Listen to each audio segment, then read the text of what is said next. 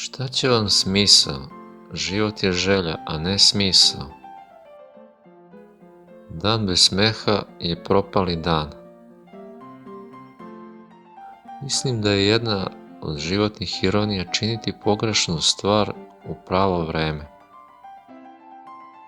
Život bi mogao biti predivan kad bi nas ljudi znali ostaviti na miru. Ogledalo je moj najbolji prijatelj, zato što kad ja plačem, ono se nikad ne smeje. Mnogi ljudi se okreću televiziji, ne u nadi da će se zabaviti, već iz očajanja što im je sve drugo u životu propalo. Neuspeh je nebitan, potrebna je hrabrost da napravite budalu od sebe. Moja bol može biti razlog za nečiji smeh, ali moj smeh nikada ne sme biti uzrok nečije boli.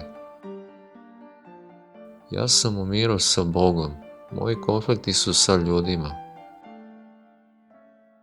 Nema potrebe da se plašimo svađe, suočavanja niti bilo kakvih problema, jer i zvezde se ponekad sudare, pa iz tog sudara nastane neki novi svet. Danas ja znam, to se zove život.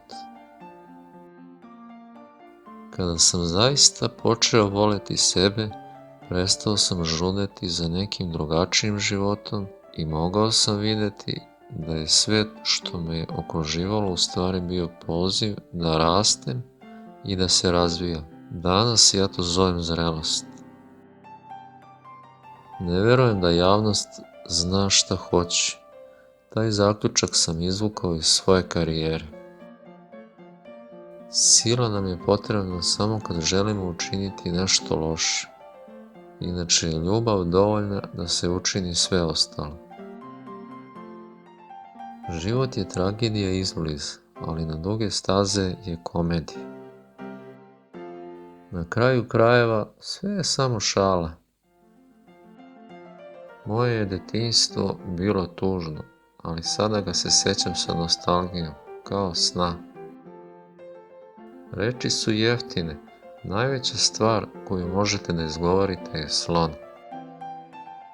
Najtužnija stvar koju mogu da zamislim je da se naviknem na luksuz.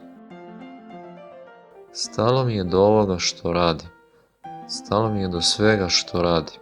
Da znam bolje da radim nešto drugo, radio bih, ali ne znam.